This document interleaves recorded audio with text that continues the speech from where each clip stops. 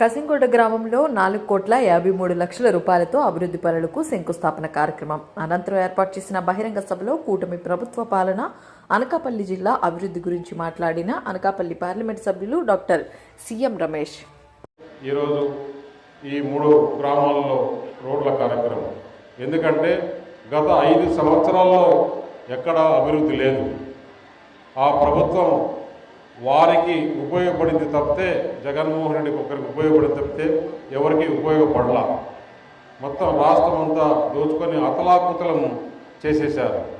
ఈరోజు ఆ రాష్ట్ర ప్రభుత్వాన్ని అధికారులని ఒక పక్క ప్రభుత్వం నడుపుకుంటూ ఇలాంటి అభివృద్ధి కార్యక్రమాలు సంక్షేమ కార్యక్రమాలు చేసుకోవాలంటే చంద్రబాబు నాయుడు గారు, ఇటు పవన్ కళ్యాణ్ గారు, మన ప్రధానమంత్రి నరేంద్ర మోడీ గారి ఆశీస్సులతో వారు ఈ కార్యక్రమాలు చేపట్టడం నిజంగా మన అదృష్టంగా భావించవచ్చు. ఎందుకంటే ఎలక్షన్ ముందు చెప్పారు, ఈ కూటమి ప్రభుత్వం వస్తే డబుల్ ఇంజిన్ సర్కారు ఉంటేనే ఈ రాష్ట్రంలో అభివృద్ధి చెందుతుంది, సంక్షేమ పథకాలు వస్తాయని. దానిలో భాగంగానే ఈరోజు ప్రతి గ్రామంలో ఒక విడతే రోడ్లు కానీ డ్రైన్స్ కానీ, దాని తర్వాత గ్రామాల్లో ఇంకా కూడా ఏమైనా బ్యాలెన్స్ వర్కులు ఉంటే అవన్నీ కూడా చేసుకునే దానికి మన పంచాయతీరాజ్ శాఖ మంత్రి గారు చొరవతో చంద్రబాబు నాయుడు గారి ఆశీస్సులతో మనం ముందుకెళ్తున్నాం. ఇది ఒక పక్క ఎత్తైతే రాష్ట్రంలో చేయాల్సింది, కేంద్ర ప్రభుత్వంలో చేయాల్సింది కూడా ఇప్పటి వరకే మనం 6 నెలలు అయింది. 6 నెలల్లో మనం ఇవన్నీ సర్దుకొని ఇక్కడ అన్ని సమస్యలన్నీ తీర్చుకొని ఎక్కడెక్కడ సమస్యలు ఉన్నాయి అవన్నీ తెలుసుకొని చేస్తే అనకాపల్లిలో మనకి ఇక్కడ ఏదైతే కేంద్రీయ విద్యాభవనం లేదు, జిల్లా విడిపోయిన తర్వాత అనకాపల్లిలో కేంద్రీయ విద్యాభవనం లేకుంటే కనుక మొట్టమొదటగా మనకు అనకాపల్లి కేంద్రీయ విద్యాభవనం శాంక్షన్ చేయించుకున్నాం. అది ఒకటే కాకుండా ఇంకా 2 కేంద్రీయ విద్యాభవనాలు మన అనకాపల్లి పార్లమెంట్, ఒకటి నర్సీపట్నం, ఇంకొకటి మాడుగుల చోడవరం మధ్యలో ఎక్కడైతే ప్రభుత్వ స్థలం మనకు దొరుకుతుందో అందరికీ అనుకూలంగా ఉంటుందో అక్కడ అంటే మన పార్లమెంట్లో 3 కేంద్రీయ భవనాలు వస్తాయని చెప్పేసి తెలియజేస్తున్నాం. నిన్న పార్లమెంట్ 20 రోజులు జరిగింది. 20 రోజుల్లో మనం అనకాపల్లి పార్లమెంటుకు ఏదేదైతే టూరిజం మనకు దాదాపు 90 కిలోమీటర్ల పైన బీచ్ ఉంది, ఆ ముత్యాలమ్మ పాప బీచ్ని ఏ విధంగా అభివృద్ధి చేయాలి, అలాగే మనకు అక్కడ నర్సీపట్నంలో అల్లూరు సీతారామరాజు గారి ఆ స్మృతి వనం ఉంది, అది ఏ విధంగా డెవలప్ చేయాలి, ఇవన్నీ కూడా అధికారులతో కూర్చొని అన్ని ప్రణాళికలు తయారు చేశాం. అవే కాకుండా అనకాపల్లి నుంచి రాజమండ్రి వరకు కూడా 4 లైన్ ఉంది, దాన్ని 6 లైన్ కన్వర్ట్ చేసేకి శాంక్షన్ చేసాం. త్వరలోనే టెండర్లు పిలిచి జరుగుతాయి.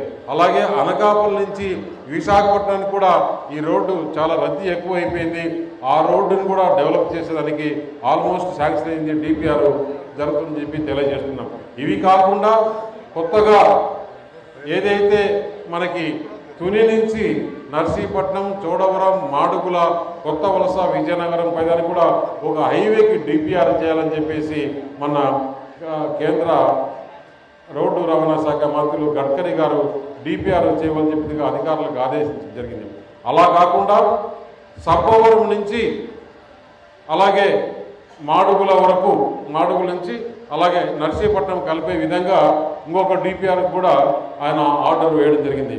మొన్న పార్లమెంట్ సమావేశంలో మన స్పీకర్ గారు అక్కడే వచ్చి 4 రోజులు ఉండి ఏదైతే ఈ పార్లమెంట్లో సమస్యలు ఉన్నాయో అందరి ముఖ్యులను మంత్రులను కలిసి మన పార్లమెంటు డెవలప్మెంట్ చేసేదానికి చాలా మనం అందరినీ కలిసి విన్నవించుకోవడం జరిగింది.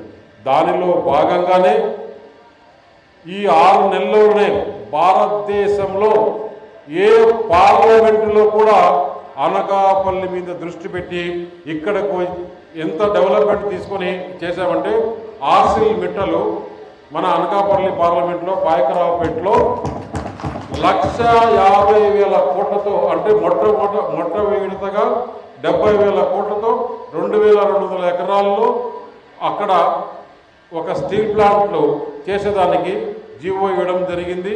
వాళ్ళు కూడా త్వరలో దాన్ని మళ్ళీ ప్రధానమంత్రి గారు వచ్చి శంకుస్థాపన కూడా, ముఖ్యమంత్రి ప్రధానమంత్రి కూడా శంకుస్థాపన చేస్తారు. అది కాకుండా అలాగే ఇంకొక ఫార్మా ఏసీజెడ్, ఎందుకంటే ఇక్కడ పెందుర్తిలోను ఎలమంచిలోను ఫార్మా ఏసీజెడ్ ఉన్నాయి. ఇంకొక ఫార్మా ఏసీజెడ్ కూడా మన నక్కపల్లిలో ఒకటి ప్రధానమంత్రి గారు ఇంతవరకు ఎక్కడ ఈ విషయం బయట రాలేదు.